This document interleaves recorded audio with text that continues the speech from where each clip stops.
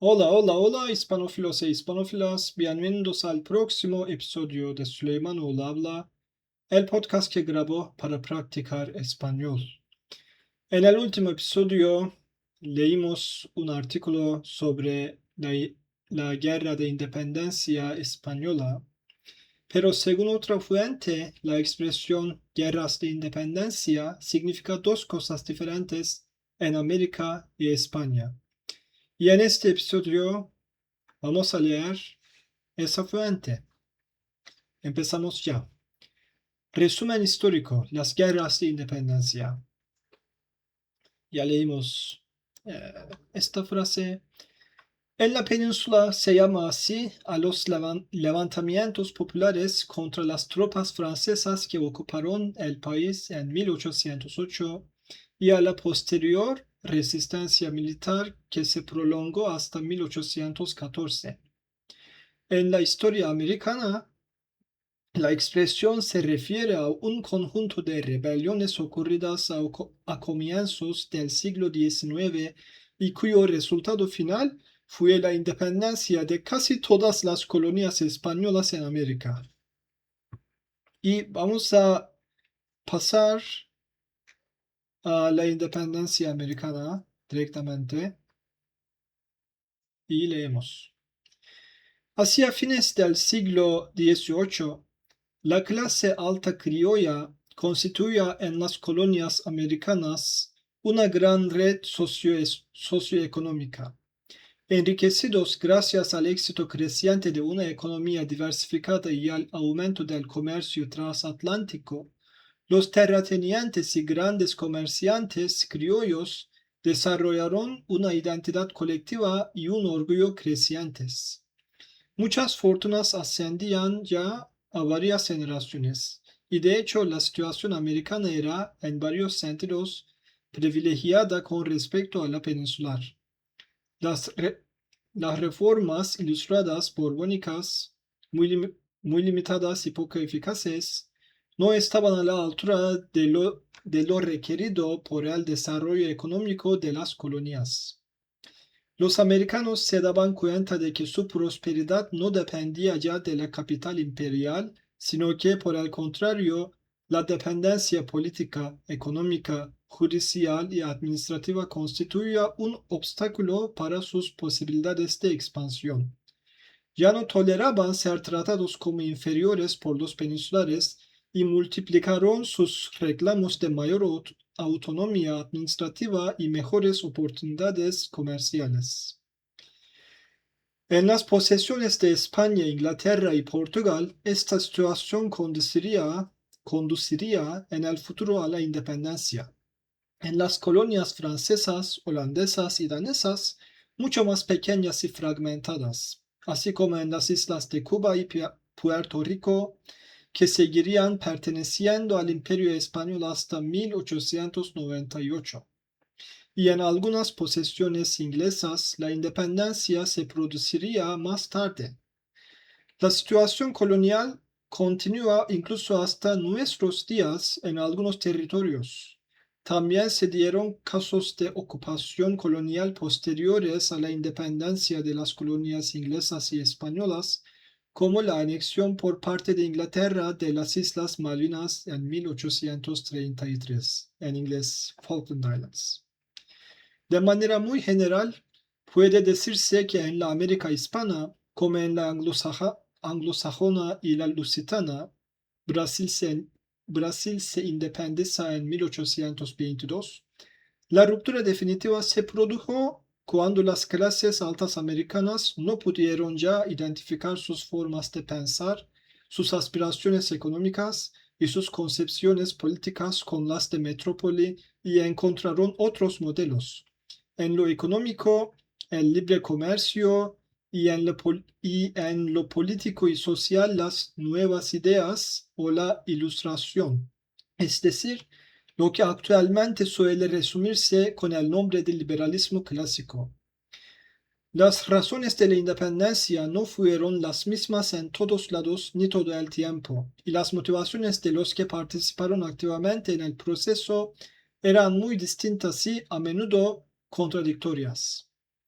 El proceso estuvo marcado por una doble oposición. Con respecto a los españoles, los americanos subrayaban los síntomas de decadencia que, según ellos, exhibía el viejo mundo, una sociedad agotada y sin posibilidades de renovación a la que enfrentaban la figura de una América todavía virgen con un futuro cargado de promesas.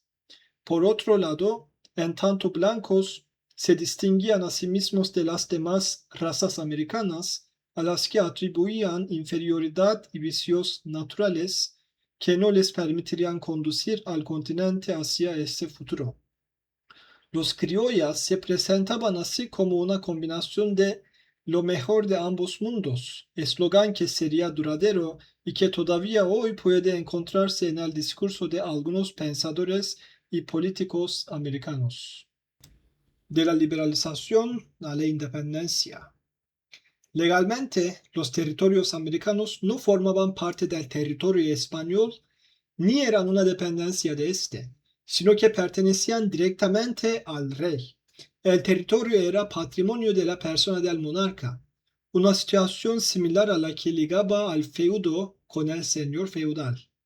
Así pues, desde un punto de vista jurídico era posible sostener que las abdicaciones forzadas de Carlos IV y Fernando VII habían interrumpido los vínculos existentes entre la corona y los americanos y que las colonias habían quedado por lo tanto desprovistas de gobernantes legales.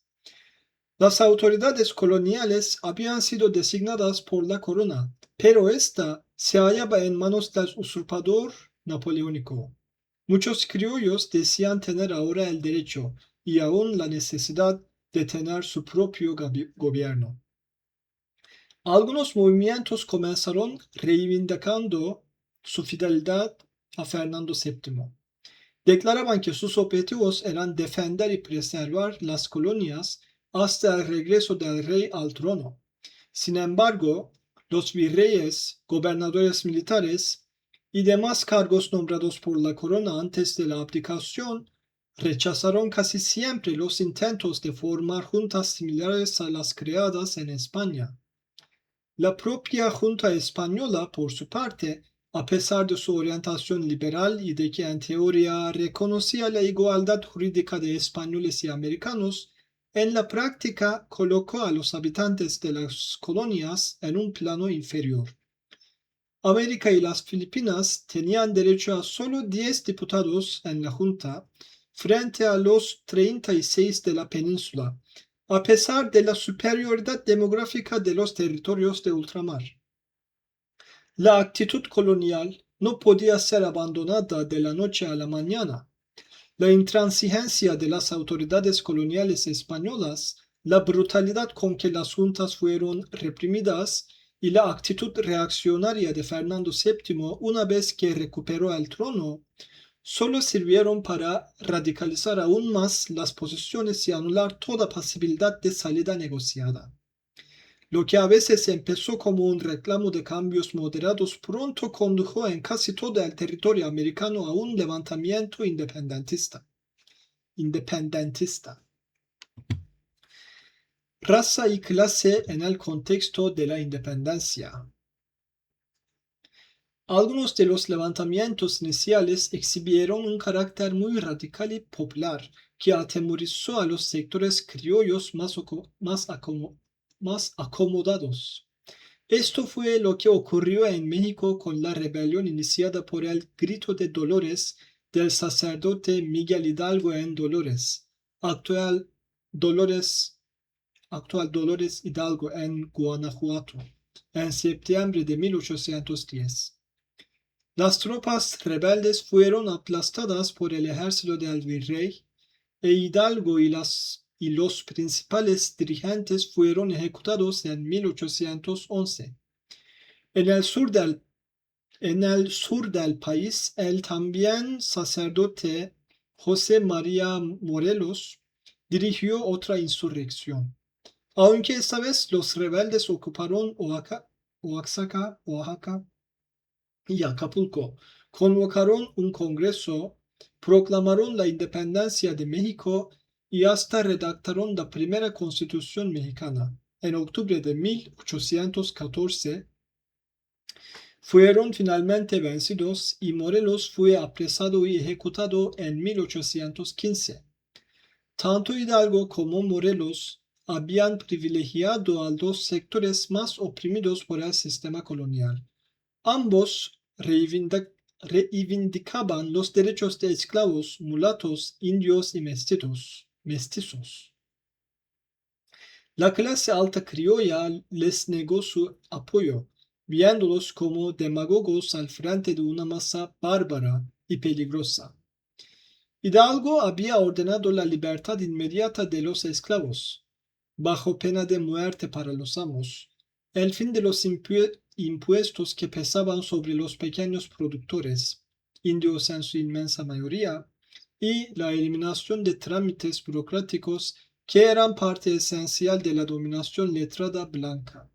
Esto suponía un ataque no solo contra la autoridad colonial, sino también contra los privilegios de los criollos ricos que de inmediato se aliaron con los españoles.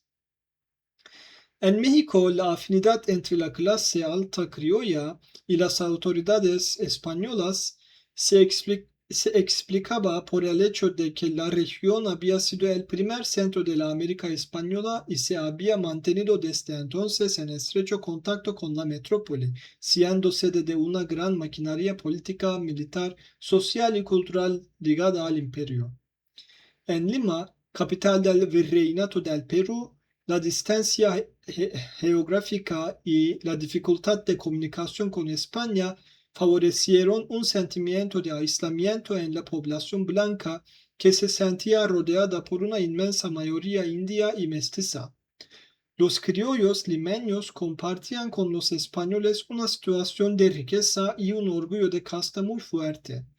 En 1810 se preciaban de contar entre sus habitantes con 63 títulos nobiliarios de Castilla y preferían seguir bajo el dominio colonial a exponerse a una revolución compartida con indios y mestizos. Por tal motivo, Lima sería un bastión de las fuerzas monárquicas durante toda la guerra y Perú fue el territorio continental que más tiempo resistió a los ejércitos criollos hasta la decisiva y final batalla de Ayacucho, 8 de diciembre de 1824, que marcó el fin del poder militar español en el territorio continental. La situación fue distinta en algunas ciudades portuarias, como Buenos Aires y Caracas. Allí las ideas liberales o francesas habían penetrado profundamente en las clases alta y media criollas. La educación laica había prosperado y muchos jóvenes habían realizado parte de su formación en Europa, entrando en contacto directo con el ambiente de la Ilustración y empapándose de las posibilidades económicas que ofrecería una mayor liberalización. En estas ciudades, como antes en Quito y algo más tarde en Chile, las juntas creadas entre 1809 y 1810 decretaron como primera medida la libertad de comercio, autorización a comerciar con otras naciones, poniendo fin al control directo de la península sobre todas las importaciones o exportaciones americanas. En Buenos Aires, la burguesía local e incluso los sectores más conservadores de la población prácticamente coincidían en que había llegado la hora de librarse del control español y asumir el control político y económico de la región. En 1810, la ciudad se transforma en el primer centro urbano de importancia en ser liberado definitivamente del poder español. Desarrollo del conflicto. El proceso de independencia puede dividirse en dos grandes fases. La primera, transcurrida desde 1808 hasta 1814, se caracteriza por la actuación de las juntas que, al igual que en España, se constituyeron en las ciudades más importantes. En este periodo hubo profundas divisiones internas. Los éxitos militares fueron variables y muchos actores cambiaron de bando. Hubo quienes empezaron apoyando la independencia, pero se aliaron con los españoles cuando creyeron que la revolución era demasiado peligrosa. Hubo quienes empezaron defendiendo a España y luego fueron ganados para la causa de la independencia. Y hubo, finalmente, muchos que cambiaron una o más veces de bando según sus intereses. Una o más veces. El primer escenario de triunfos definitivos fue el Río de la Plata, donde el gobierno de Buenos Aires mantuvo un ejército que aseguró la libertad de la actual Argentina y condujo campañas militares en el Alto Perú, actual Bolivia.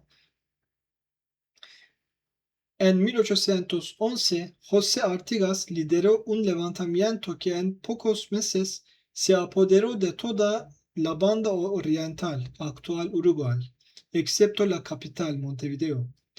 Aunque Montevideo cayó en manos rebeldes en 1814, la banda oriental fue invadida desde Brasil por los portugueses y no se volvería independiente hasta 1827. Aunque hubo levantamientos a lo largo de todo el continente, el otro gran polo de insurgencia durante este primer periodo fue, además de Buenos Aires, Nueva Granada, las actuales Venezuela y Colombia. Allí el proceso estuvo dominado por la figura del venezolano Simón Bolívar, conocido popularmente por la historiografía posterior y por muchos sudamericanos como el Libertador. Bolívar sostenía la necesidad de estrechar los lazos entre los países americanos. Fue uno de los más inteligentes y hábiles líderes de la época y representa en el imaginario continental el primer gran defensor de la unidad latinoamericana. A lo largo de su vida dirigió o participó de manera decisiva en las luchas de independencia de 5 países sudamericanos: Venezuela, Colombia, Ecuador, Perú y Bolivia. En Nueva Granada, los levantamientos fueron debilitados por las constantes luchas y divisiones internas entre los distintos líderes, entre las distintas opciones de gobierno propuestas, entre las distintas regiones involucradas. Todo lo cual se complicó, como en otras partes, por numerosos cambios de bando y alianzas. Este fenómeno fue frecuente en toda América. En Colombia, por ejemplo, una larga lucha enfrentó a federales, partidarios de una federación de provincias autónomas, y unitarios, defensores de un gobierno central fuerte y único. Algo que ocurrió también en el Río de la Plata. Tales situaciones se prolongarían hasta mucho después de la independencia, conduciendo a numerosas guerras civiles durante el siglo XIX hispanoamericano. En 1814, tras el regreso de Fernando VII al trono y una serie de victorias de los ejércitos españoles en América, comenzó una etapa de contraofensiva imperial. En Venezuela, los realistas, a quienes se habían unido los temidos llaneros de José Bóves, vencieron a Bolívar, que tuvo que huir al Caribe.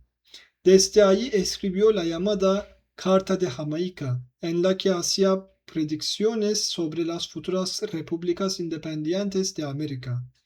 A comienzos de 1816, los actuales Argentina y Paraguay eran los únicos territorios donde la revolución se mantenía triunfante. En 1817 comienza una nueva ofensiva independentista. En 1819, Bolívar cruza los Andes, ocupa la actual Colombia, que se declara independiente, y es elegido presidente del nuevo estado.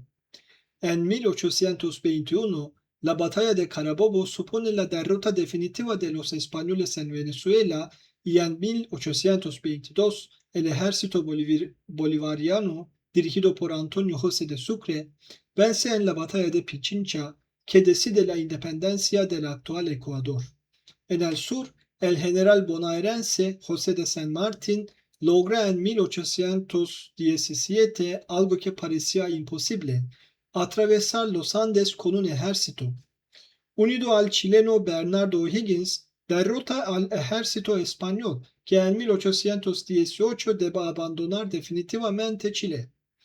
Desde Chile, San Martín planea la invasión del Perú, último bastión español en Sudamérica. La expedición conquista Lima en julio de 1821, proclamando la independencia del país.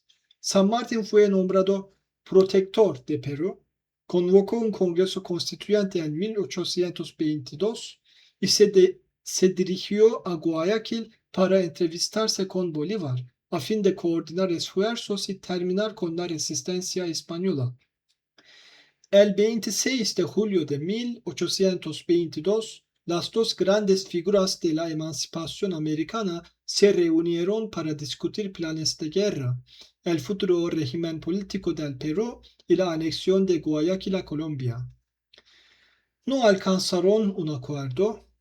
Además de las diferencias estratégicas y políticas, San Martín era partidario de una monarquía. El argentino consideraba que los libertadores debían tomar distancia con respecto a la escena política, mientras que Bolívar aspiraba a mantener su condición de líder tras la independencia. San Martín, que no contaba con el apoyo de la burguesía limeña, cedió el control de Perú a Bolívar y se retiró casi completamente de la vida pública. Entonces, las fuerzas realistas recuperan Lima, pero una última contraofensiva del ejército bolivariano al mando del general Sucre las derrota en las batallas de Junín y Ayacucho, junio y diciembre de 1824, que marcan la victoria definitiva de los independentistas. En México y Centroamérica, el proceso fue totalmente distinto. En México, entre 1815 y 1821, solo hubo un foco revolucionario en el sur del país. En 1821, algunas fuerzas realistas se aliaron con los insurrectos y al mismo año llegó desde España un nuevo virrey que firmó con los rebeldes un tratado por el que se declaraba la independencia. El principal estratega de ese tratado fue Agustín de Iturbide, que se transformaría en líder del nuevo estado. La independencia se logró menos en el campo de batalla que por una serie de arreglos entre los principales líderes políticos, económicos y militares de la región, que procuraron a toda costa evitar un conflicto militar generalizado. En Centroamérica, los intentos de rebelión ocurridos a partir de 1811 fracasaron. En conjunto, el proceso de independencia en los territorios de la Capitanía General de Guatemala fue menos violento que en otras regiones y también más tardío. En 1822, Iturbide incorporó Centroamérica al efímero Imperio Mexicano. En 1823, tras la aplicación de Iturbide, se crearon las Provincias Unidas del Centro de América que durarían hasta 1842. El nuevo orden. Entre los líderes de las guerras de independencia hubo grandes diferencias, desde militares de carrera como Sucre, San Martín o el propio Simón Bolívar, hasta los llamados caudillos como Boves, el líder de los llaneros, o el uruguayo José Artigas, cuyas tropas estaban formadas por gauchos, indios y criollas. El caudillo es un líder surgido generalmente en el medio rural. Su poder se basa a veces en la propiedad de la tierra, pero no es necesariamente un terrateniente, ni Boves ni Artigas lo eran. En realidad, su poder dependía más bien de su carisma y su influencia sobre sectores populares que se sentían representados por él. Durante el siglo XIX, el caudillismo sería un factor clave en la vida latinoamericana por la fuerza de las tropas que el caudillo era que el caudillo era capaz de convocar en tiempos de guerra y la cantidad de votantes que respondían a sus órdenes en tiempos de paz. El caudillismo se proyecta en cierta manera hasta el siglo XXI, si se acepta describir como caudillos a figuras populistas como el argentino Juan Domingo Perón, 1895-1974, o el actual presidente de Venezuela, Hugo Chávez. Si bien algunos caudillos, como el propio Boves, se hicieron famosos por el salvajismo que les atribuían sus rivales, muchos de ellos fueron también inteligentes líderes políticos, excelentes estrategas, brillantes estadistas, o todo eso a la vez. Casi cada región y cada zona tuvo su caudillo, el cual no siempre apoyó la independencia. Boves, por ejemplo, estuvo aliado con los españoles por motivos personales la mayor parte del tiempo. Una vez obtenida la independencia, la pregunta era quién se haría cargo del poder. Las clases criollas urbanas veían con recelo el poder de los caudillos y viceversa. Las ciudades rivalizaban entre sí y las clases urbanas con los terratenientes del interior. Todos entendían que algo sin precedentes acababa de ocurrir, la independencia política de todo un continente y la consiguiente formación de numerosos nuevos países. Si la independencia se había decidido en el terreno de batalla, gracias a militares y caudillos, el futuro político, económico y administrativo de las nuevas naciones iba a decidirse en los gabinetes de las capitales, donde los políticos e intelectuales tenían ventaja. Hacía falta dotar de un sistema político, económico y administrativo a los nuevos estados, pero también de imágenes que expresaran su identidad como nación. Nadie sabía exactamente qué significaba ser chileno, peruano o mexicano. Las respuestas se ensayaron en la política, pero también a través de la literatura, el arte, en fiestas, actos oficiales, celebraciones públicas, desfiles, competencias, bailes y espectáculos. Todas estas actividades ponían en escena una visión de la patria, algo de lo que todos hablaban y a la que todos tenían que amar, aunque nadie podía a ciencia cierta definir. De hecho, en la mayoría de los casos ni siquiera se habían fijado los límites geográficos de los distintos países. Líderes políticos y artistas insistieron en dos tipos de ideas: la imagen de una Europa agotada o decadente que había sido desplazada por una América joven y exuberante, y la necesidad de paz y unión entre los ciudadanos para construir el futuro de felicidad por el cual se había luchado. En ambos casos se utilizaron oposiciones tajantes. Con respecto a España, se propusieron dicotomías como pasado y futuro, tiranía y libertad, oscurantismo y progreso. Para hablar del futuro americano, las antítesis eran guerra y paz, ciudad y campaña, miseria presente y utopía futura, y, una de las más famosas, civilización y barbarie. Los criollos que habían dirigido el proceso de la independencia creían que estas contradicciones eran el principal peligro que afrontaban e hicieron lo posible por reforzar la unidad y espantar el fantasma de la guerra civil. La historia de Hispanoamérica en el siglo XIX demostraría que sus temores eran fundados. Hay una cronología de los eventos que no voy a leer y terminamos aquí. Gracias por acompañarme.